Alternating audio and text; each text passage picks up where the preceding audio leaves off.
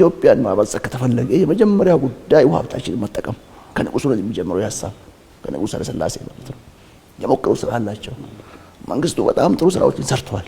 የማይወራ ዛሬ መነገር ያለበት ጉዳይ ሌት ፕራይም ሚኒስተር መለስ ዜናዊ ህዳሴ ማስጀመር ላይ ትልቅ ስራ ሰርተዋል።